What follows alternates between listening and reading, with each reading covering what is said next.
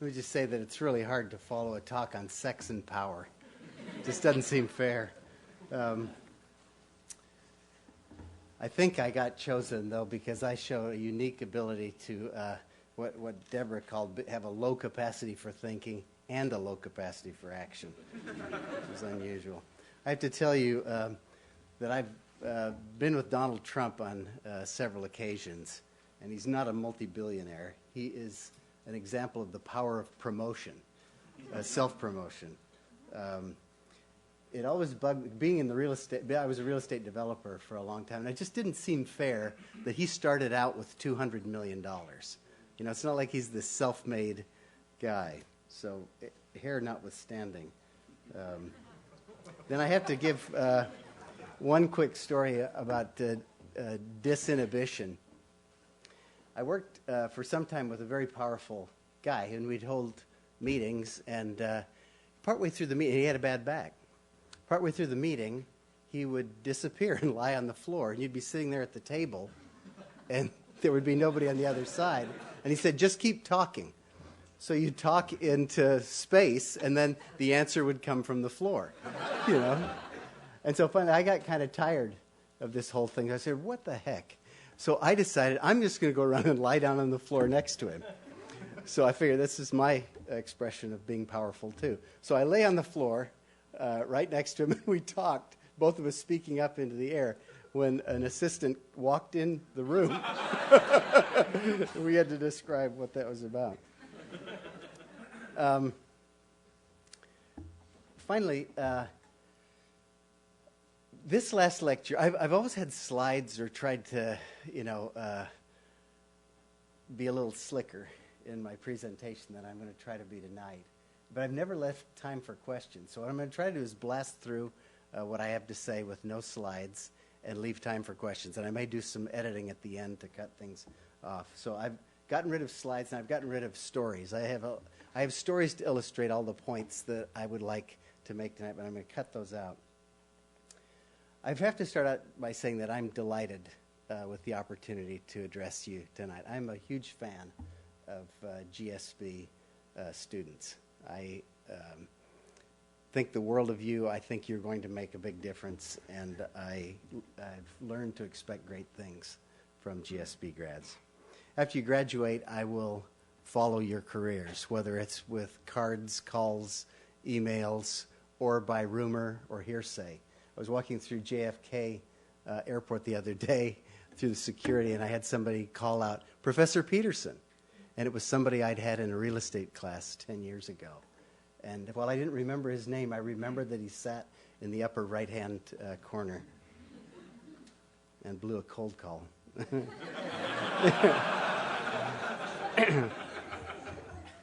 As I understand it, the concept of the last lecture was pioneered in the 1960s at Brandeis University as a way of getting teachers to conclude what is important in their work, to draw general conclusions, and to present them to students as if it were the last time they would ever stand before them. And I think that's a very interesting formulation, a way of thinking about how do you boil down what it is you've taken out of your life's experience or your studies and impart it to others in a last lecture. If you think about that, if somebody asked you to do that, that's kind of a daunting request. If you imagine standing before your peers or people you like and admire and concluding with what you think is the real essence of your takeaways. When I worry about the fact that some of you might actually heed what I have to say tonight, I'm comforted by the fact that I know that you know this is coming from a part-time lecturer who teaches an obscure second-year elective. It's at the end of your second year after a long day of classes during the spring. So I'm not too worried. I always think of Churchill, who once quipped at the sight of a thick document, "This report, by its very length, defends itself against the risk of being read." I've given about half a dozen or so of these last lectures, and none has been the same. So I've clearly not done a very good job of summarizing what my takeaways in life are. The best I can do is say this is kind of what I'm thinking in 2006. It won't be about clear heights or setbacks or NOIs or negotiating strategies or Monte Carlo simulations or building spreadsheets or anything like that. All of that is important and will have an impact on your business careers, but none of it is worthy of a last hour together. I had a partner ask me when I came here, why are you going to give another one of these last lectures? And so I'll just take a second and answer that question for you. I've been teaching here for 14 years, as was mentioned. I started out teaching a real estate course to keep my mind off litigation that I was involved in. It was very debilitating. It was so debilitating that I didn't want it to absorb my life, but it was too important to ignore. So I decided to take this, what I thought would be a brief interlude at the GSB, and it's turned into a really rewarding second career. So the last lecture is an extension of that commitment to teaching. As a brief aside, I would encourage any of you who may be interested in teaching to do it. It will keep you connected with young people, will keep you connected to growing and learning, and the hustle and bustle of the marketplace can sometimes drive away some of the good things that happen here. Robert Bolt's 1966 play, A Man for All Seasons, has a character, an ambitious young man by the name of Richard Rich, who is counseled by Sir Thomas More that he would be a good teacher. And he dismisses this by saying, if I was, who would know it? To which Sir Thomas More replies, and this is what has haunted me since I first heard it, you, your pupils, your friends, God. Not a bad audience, that. The essence of Moore's response has kept me juggling a fairly complex life to come back here, and it's been richly rewarding. Thus, I want to begin tonight by thanking you for allowing me to be with you at this time in your lives, thanking you for the invitation to be here tonight, and thanking you, your parents, your friends, and your mentors for preparing you to be qualified to be at this unique institution at this time. So with that as a preamble, let me begin by saying that I mentioned to all of my students that they should begin every new activity they do by imagining winning. Think about what winning would be and do it with enough detail that it will get you over the rough points that you're sure to encounter. So it wouldn't be fair if I didn't tell you what winning would be for me tonight. I'll have accomplished my objective in speaking to you tonight if I get some of you to seriously consider tweaking your launch trajectory in light of tonight's discussion of values, integrity, and trust. With this, I would hope that some of you would make a commitment to yourselves. To get you in the right frame of mind for this, I want you to fast forward 50 years. Imagine yourself sitting here in Bishop Auditorium. You're sitting next to the same people. Take a second to look around. Look to the left. Look to the right. Check behind you. Now imagine these same people with gray hair, bald pates, thicker midsections. Same people. Let me suggest how you'll feel when that reality is upon you. You're at your 50th reunion. You'll feel like you were hit by a train. You'll feel like I look. By the way, I look a little worse than I usually do. My son, who's here, my son and daughter are with us tonight, both sophomores at Stanford, Ben and Annie, dropped me off at a parking lot the other night, right next to a big oak tree that had a low-hanging branch. I bounced out of his car and walked right into the branch. So I look a little worse. But I do realize that I am older than I feel. And I always tell my wife that the worst part about being this old is I'm now married to a grandmother.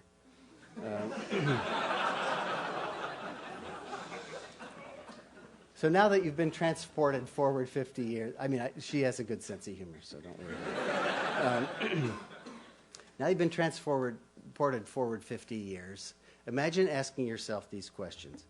What have you done with the last 50 years?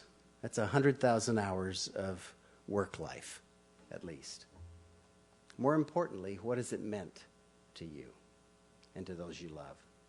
What will be the residue of all these efforts?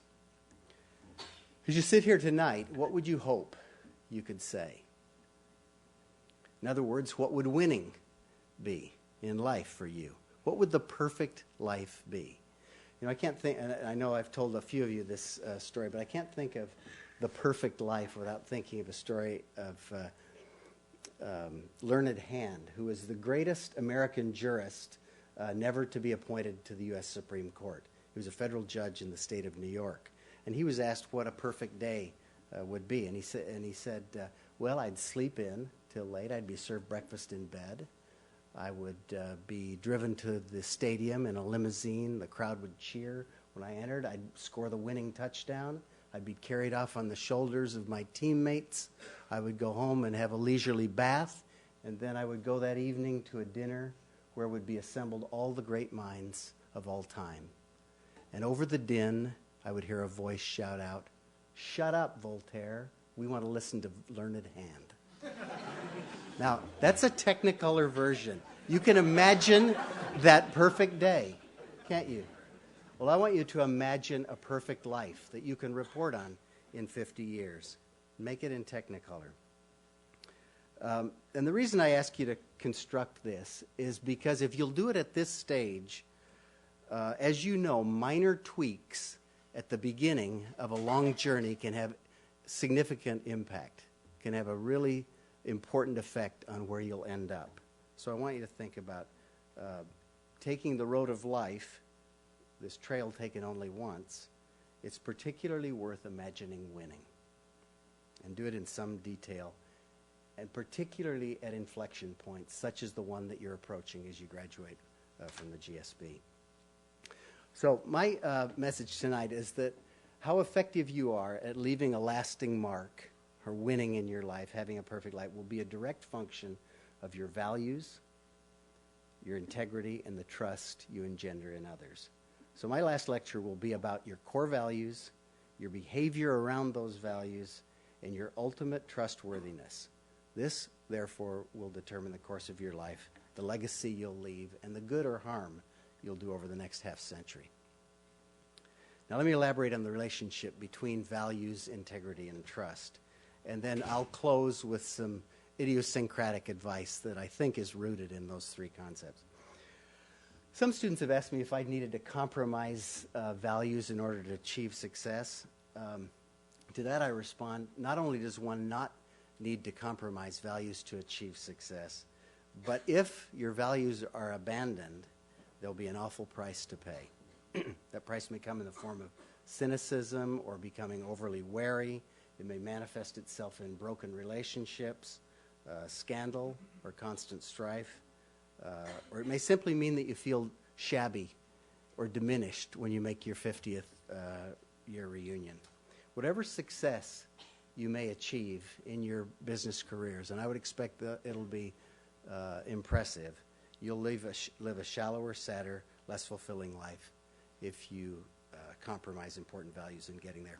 I brought these books tonight not to recommend them to you, but I'm in the midst of reading both of these books about the Enron scandal, the smartest guys in the room, and Conspiracy of Fools. And it's so clear to me what has happened with compromising of values, with changing values, with giving up one thing for another, and what it's done to the lives of those who are involved. I'm not the first to suggest that you start with your values. I think it was Socrates that had engraved over the temple at Delphi that the beginning of all learning is to know thyself. 2,000 years later, Shakespeare had Polonius say to his son Laertes, "To thine own self be true, and it must follow as the night the day, thou canst not then be false to any man." So how can you know yourself? If that's the beginning of all knowledge, if understanding these core values that you have is the place that you need to start to organize the perfect life, how can you know yourself? When I think of that journey of discovery, I think of Lenny Skutnik and Harlan Williams. Do these names mean anything to anyone in here? Is there anyone here from Washington, D.C.? Nobody from Washington, D.C. There you go. All right. Well, you know the Harlan Williams Bridge. Does that mean anything to you? Yep. It's the old Rochambeau Bridge, now the 14th Street Bridge, that got renamed. And I'll briefly tell you the story of how that bridge got renamed. On Wednesday, January 13th, 1982, Air Florida Flight 90 arrived from South Florida to turn around and head back to Fort Lauderdale. It was a cold day. There was snow. The plane was de-iced. There were delays. And it sat on the tarmac for 49 minutes without being able to take off. The pilot decided that since they'd already been delayed over an hour, hour and a half, that he would take off. And so he took off. It took an extra 800 yards, almost a half mile, to take off. The plane rose to about 337 feet, at which time it began to mush.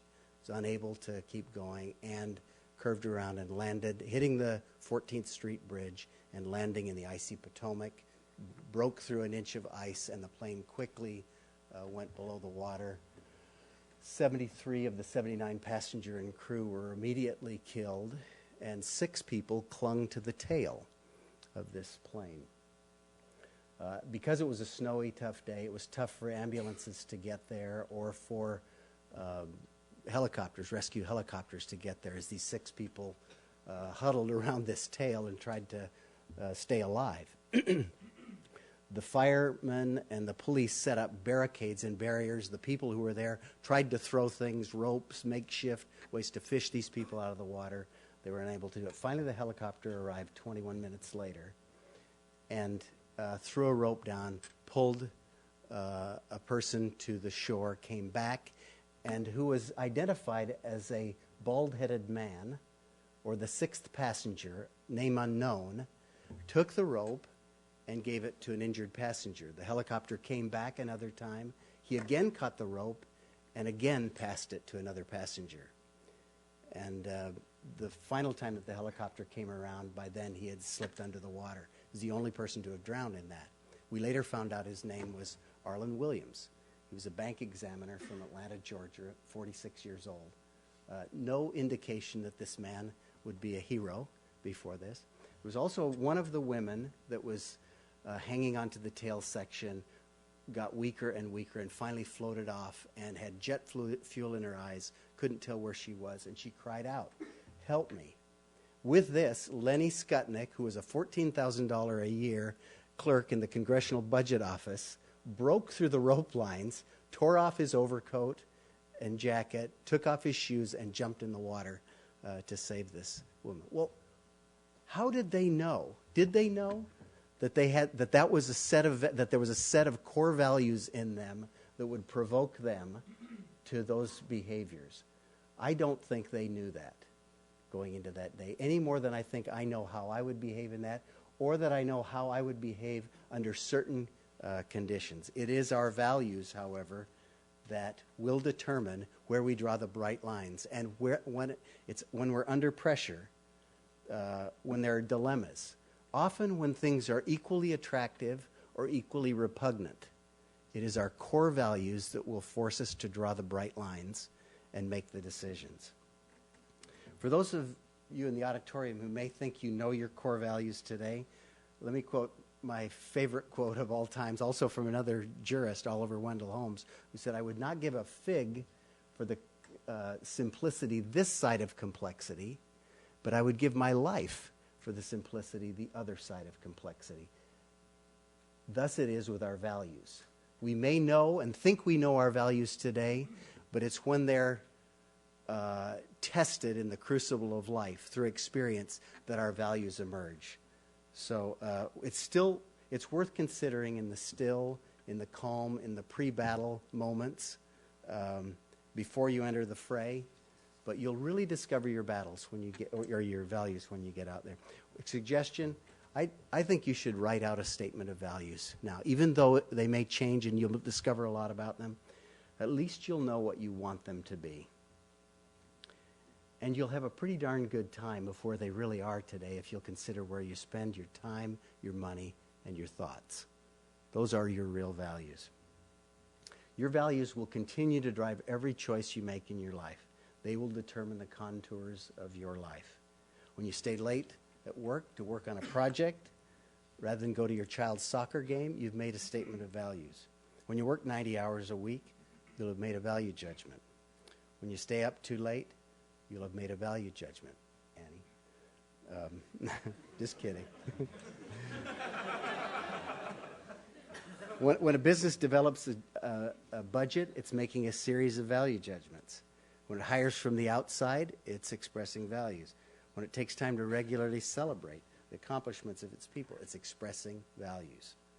More generally, whenever we select between compelling but mutually exclusive alternatives, we use our values as the tiebreaker. So you'll all deal with some thorny dilemmas that will yield only to a hierarchy of values that you've not yet articulated. Your core values are where you'll go under pressure, when no one is looking or recording your actions. They are your operating system, the software of your life that's running 24/7 behind the scenes. So understand them, test them, review your actions in light of them. While your expressed values are open to any who would hear them, your real values, your core values, are a half-open book for people to see. And when these diverge, your expressed values and your real values, people naturally will legitimately question your integrity. Whenever I ask a group of people if they have integrity, or would anybody who doesn't have integrity please raise their hand? Nobody offers that. And I think that's because we think we have integrity when our actions reflect our values, and indeed they do. It's when they diverge from our stated values that we violate integrity. And also the word is so loaded that nobody likes to admit they don't have it. But I would say that real, unassailable, ever-present integrity, the kind that holds up in the dark even when no one is looking, can be tough to claim. It means we are at one with ourselves. Both our public and our private lives, our stated values, and our observed values are congruent.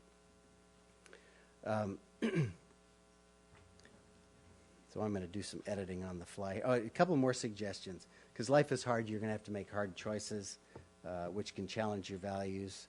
To figure out what your values are, besides being in the crucible of life, living to age 60, read. Do a lot of reading. You can live 100 lives if you read. And then don't be timid. Get experience as soon as you can. I used to say, throw yourself in swiftly moving streams. Be entrepreneurial. Even if you're in a big company or working as a banker or a consultant, think about being an owner-manager. So finally, how does this relate to trust? Having clear values, core values, having the integrity to make your stated and values and your actions the same. Trust is important because we don't trust people when we think they don't have integrity. If you would be trusted, do something that eliminates the gap between your stated values and your real values. Let me give you just a brief exposition here on trust, and I won't take too long on this. But even though I love and respect my family members, and in one sense I completely trust them, I wouldn't trust my 14-year-old daughter to drive me to work. I wouldn't trust my wife to fly me to the next meeting. I wouldn't trust my business partner, who's a lawyer, to do surgery on me. So we require more than just character to trust. We require competence. And competence, even competence isn't enough. They have to be trusted, somebody has to be powerful. So character, competence, and power are the three things that are required to be trusted. So in summary, if you'd be an effective leader, know and articulate clearly your core values, eliminate any gap between your claimed and lived values, accept that this will only give you one of trust's preconditions, and now become competent and empowered if you'd be trusted. Thus, the essence of my last lecture is to do those four things. The remainder of my time, I want to just give you quick bullet point advice that resides in that formulation of values integrity and trust. Unlike classroom takeaways, these are take it or leave it aways. They're a bit idiosyncratic, and they really just represent one person's take on the world of work. So here goes. If you can find a mentor early in your career, do so. Later on, be one. Do more listening than talking. You're leaving the GSB armed with the best maps the world has to offer for the territory you're about to enter. But they're merely maps. And maps are not the territory.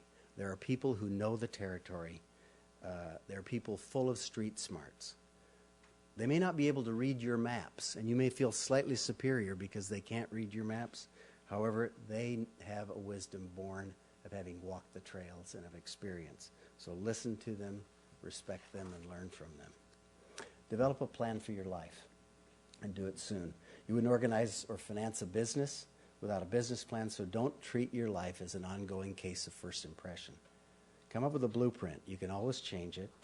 Don't live merely day to day, lest you fritter away your enormous potential. As a part of setting goals, recognize that whatever summits you choose to climb will mean you have to eliminate others. So you're going to have to make some hard choices. My advice is to pick the highest possible reasonable peak. You can always scale back. You're unlikely to scale up. And I have examples for all of these, and I'm just cutting them all out, so we have time for a question. As you seriously contemplate which ascent to make, think broadly about your life, not just about your career, your next job, or even the next decade. Think 50 years. In thinking broadly in making your plan, take into account Frederick Buechner's advice. To find meaning in your life, you'll need to discover three things: a person to be, someone to love, and a work to do. Rather than give examples of this, I'll simply assert that you're unlikely to find balance, true balance, in your life unless you have all three legs of the stool. That has to do with being, loving, and working. As Peter Drucker says, build on your strengths, make your weaknesses irrelevant. Don't spend time trying to fix everything that's wrong with you, lest you neglect your natural gifts. Be wary of getting locked in too early in your career. If you fail to change with things you learn, you'll miss a lot of growth. Your thinking will evolve with insights. If you're anything like me, you'll discover the following: that the prowess that you developed in school with analysis will yield to the synthesis required of leaders. Your well-regarded and well-rewarded facility with words and concepts will be overwhelmed by the imperative for action, and your interest in and facility with manipulating and managing things will give way to how compelling are the relationships in your life. So that I've boiled this down to the following progression: actions are greater than words, wholes greater than parts, and people greater than things. Quick word about each. As far as actions, what you do from here on out will count more than what you say. You won't be able to talk your way out of problems you've behaved your way into. In a world of spin, you may, and with your skills, you may be tempted to wordsmith a mission statement, to craft a clever response to a thorny question, or to ensure that blame ends up on another's doorstep. Unless you have ambitions as a lifelong politician, these won't work. As far as wholes, these well-honed analytical skills you've developed will have to evolve into an ability to connect the dots. I'm confident that you'll soon see how everything is indeed connected, and with this you'll find great relief in the expression, all things considered. Finally, as regards people, you'll find that business is all about people. My simple advice: recognize that people are smart. They'll know if you're a phony. They'll see through your techniques. So above all, love them. This is not so hard once you recognize that love is a decision. If you love someone, you'll sacrifice for them. If you love someone, you'll do what's in their interest, even when it's not convenient. And as you make sacrifices and do hard and inconvenient things for any love you decided to give them will now transform into a genuine and durable connection. In turn, this will compel trust and require higher mutual commitments and challenge your ability to live with integrity. This can be pretty painful, really. I mean, I'm not saying this is an easy thing to do, but it's sometimes rewarding, and it's almost always the right thing to do. Then if you need to fire people, redirect them, or even intervene in their personal lives, you'll do so with confidence that comes from having their interest at heart. And if they know your motivations, they'll more often than not accept your actions and occasionally even be grateful for them. Don't let your MBA get in the way of your education. In particular, don't be afraid of work that some might view beneath an MBA. I spent a lot of my life, early life, delivering papers, washing dishes, selling vegetables, mowing lawns, etc. And all of these turned out to be valuable workplace lessons, give me valuable workplace lessons that HBS forgot to mention. Value experience. That goes along a little bit with respecting people who may not be able to read your maps. Imagine taking a flight when over the PA system comes, "Today's pilot has carefully studied the avionics manuals. She received very high scores on her written exams and graduated from the best training program. I'm sure you'll join me in wishing her well on her first ever cockpit experience." That's how people may see you as you take the left seat. So before you assume the controls, ride in the back of the plane, sit in the right-hand seat. Front-end load your career. What you do in the next decade will have a whole lot to do with the course of your professional life. In my view, it is worth tilting out of balance a little bit during this first decade. You have to decide what the right rhythm is for you. For some, daily balance is vital. For others, monthly or yearly balance. Others, a decade being out of balance is okay. Think career more than job. Jobs come and go. The best ones build towards something. The worst ones steal your time and energy. Consider how the work you're about to do will lead to the goal that you have in life and will lead you to give this 50-year report on the perfect life. Don't evaluate your job offers by promises of high pay, great work-life balance, or whether or not you're joining an in-favor company, a hot industry, or something your peers will think is cool. Although I will have to say that I did take a job on the French Riviera right out of school, largely because it made me look so cool to my classmates. Just turned out that I got lucky.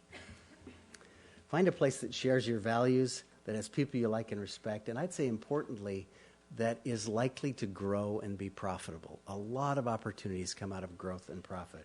Word about profits, don't be embarrassed by making significant profits. They're a measure of how well you serve customers and how you add value. You'll always be working for customers. Be grateful for that accountability in your life. A lot of people think, well, if I can become powerful, if I can get to a high level, then I'm no longer accountable, which is maybe this lack of inhibitions that Deborah talked about. Go early or stay late, but not both and not all the time. Borrowing from the golf couplet about putting and driving in the workplace, early is for dough, late is for show. Early morning hours, you'll get lots done, you'll organize your day, you can do things when others aren't around. Late are opportunities for socializing and wrapping up the day. Both have their places. You can do both, but just don't do them all the time or you'll burn out and you'll wear out everybody else in the organization. Be entrepreneurial in spirit. In other words, learn how to control and manage assets or to access and direct resources and assets that you don't control. Learn how to manage through influence and not more formal authority. I think I was really lucky in starting out in the real estate industry because you're always dealing with a virtual organization. You're not the boss of anybody. Then think like an owner-manager, even though you don't own the firm or run a P&L. Recognize that you'll be hired for the skills you learned here and you'll be fired for your behavior or limited by your behavior. In most cases, the behavior that will limit you will have a whole lot to doing what you should have with not doing what you should have learned at your mother's knee.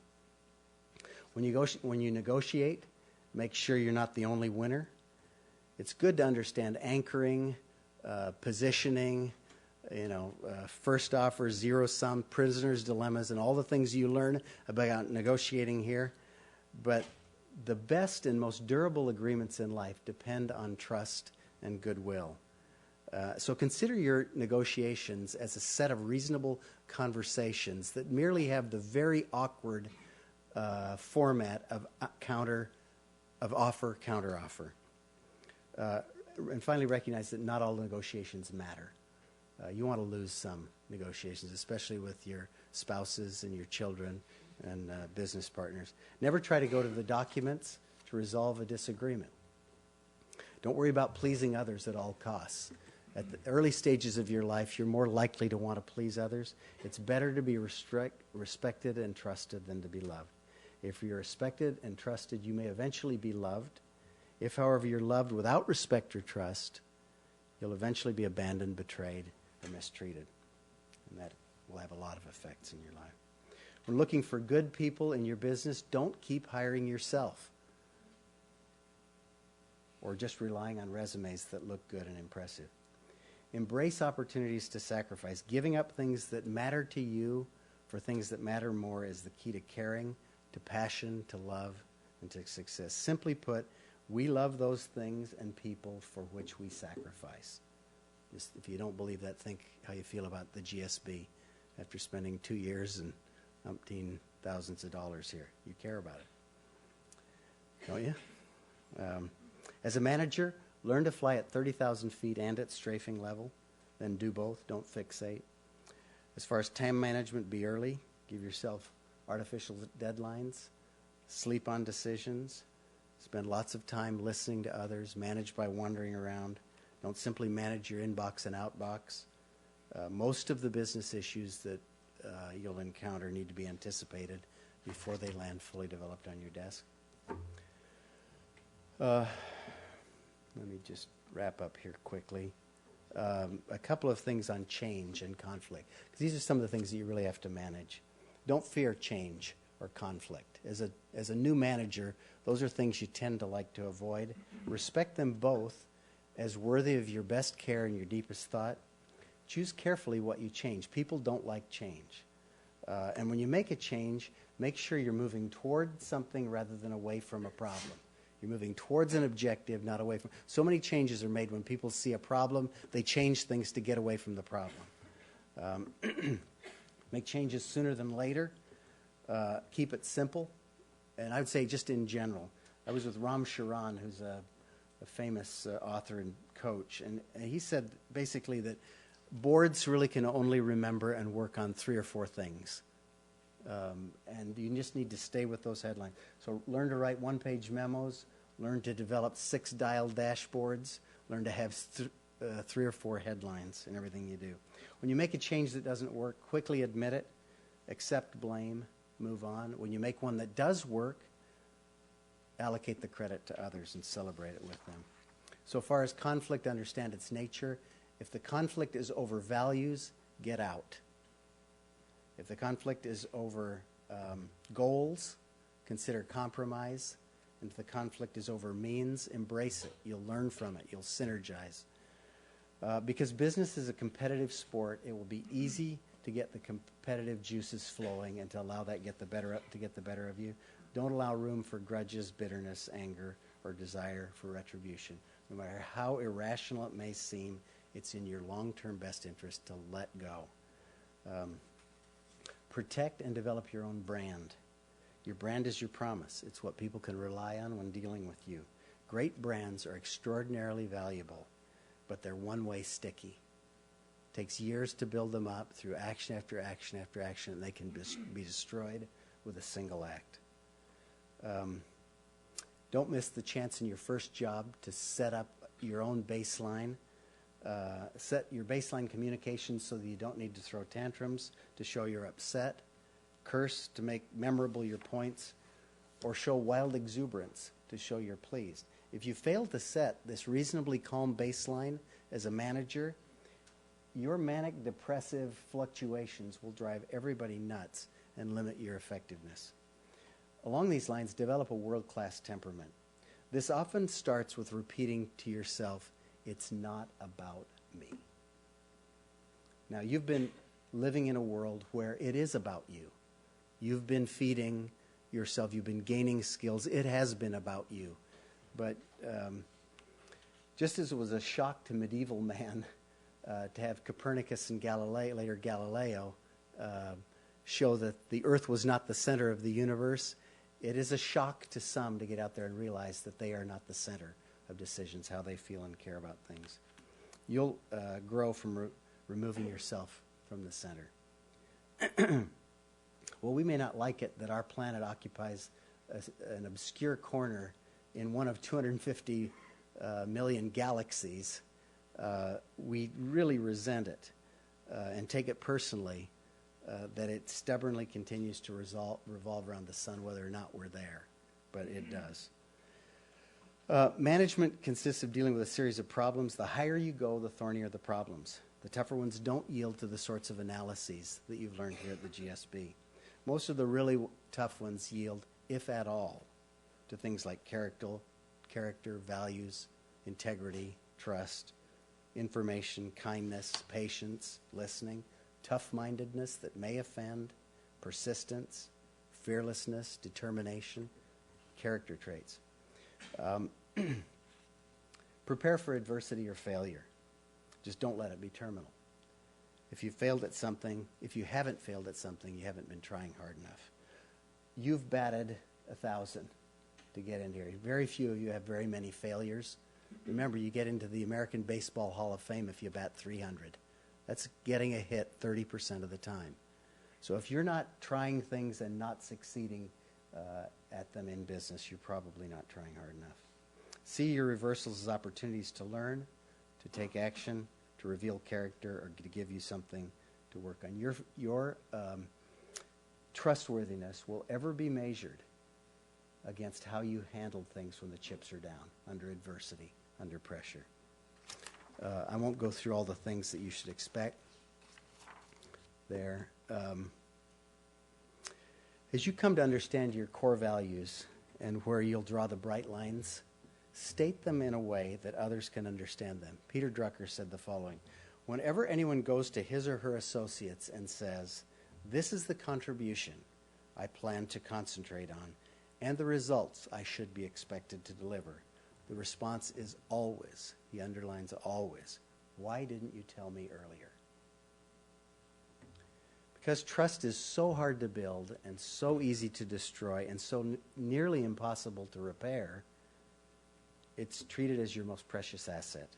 It will become your most important currency. And I was just mentioning to Deborah here afterward that I think you will feel powerful if you know your core values, if you have integrity around them, and if you have trust relationships with people. That in and of itself, that equation is empowering, whether or not you have titular authority within an organization. Building trust is hard work. People can't trust you. Your ability to lead them will be limited to where they would go without you. They will be like, you will be like actually finding a parade and getting in front of it. And that will reduce you to a political calculus that will corrupt you and deny you the sense of accomplishment as a leader over the long run. So if you'd be happy, if you'd enjoy peace and well-being, and if you'd find profound and lasting success, and make a difference in the life of another person. Forget mankind. It is an abstraction. Make a difference in the life of another. Build something that outlasts you. Remove obstacles that trip others up and provide insight and create new value. All these activities and focuses and ambitions are more rewarding than monetary success or fame, although the latter often come with those who can do that. You've been in a safe port here. You're getting ready to set sail. I'm living proof that you'll survive whatever storms come your way, and that anyone, underline any one of you, can flourish if you work hard, are true to your core values, and never violate another's trust. With that, I wish you Godspeed and open the floor to questions for the last couple of minutes.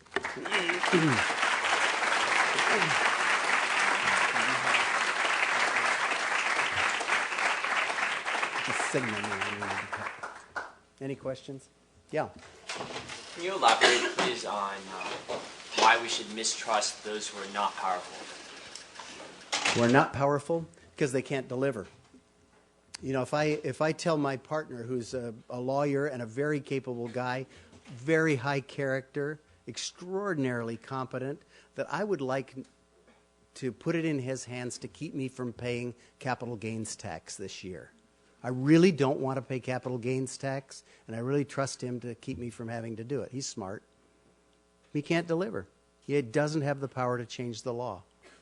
And so a lot of times we see these high character, high competence people, and we trust them, but they're not in a position to deliver, any more than my wife is in a position to fly that 747.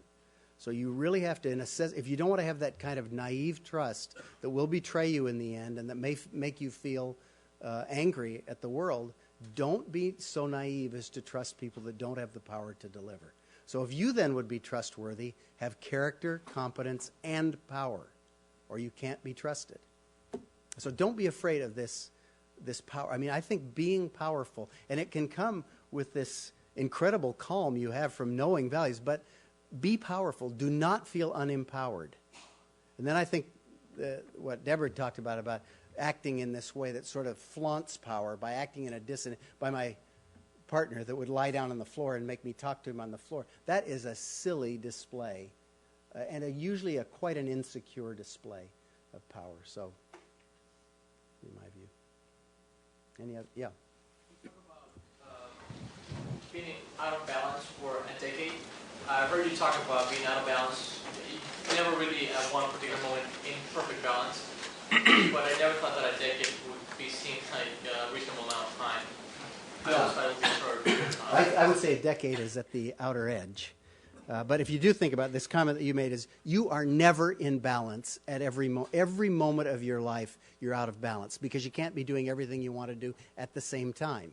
So you are always balancing. And now the question is just what rhythm, what pace do you want to make sure that you exercise every day, every 2 hours, every week, every month, whatever. So, and it's all these priorities, all these values that you have in your life. You're going to have to let them get out of balance. And it's a question of how long. I think I went about as long as anybody being out of balance. And I'm not proud of it. I do think that it helped me achieve certain things I would not have achieved otherwise, and I have made up for it. I've paid price for it. But I'm the same guy that promised my wife if she would marry me, I would learn how to dance.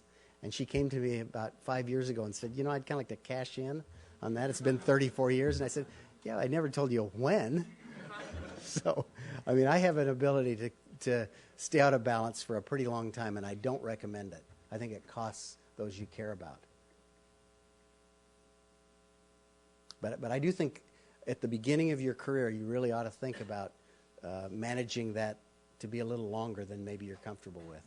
I think work-life balance is an important thing, but you do have to be careful with it. Yeah? What do you do when people in the workplace specifically don't live up to your standards? Fire. No, I'm just kidding.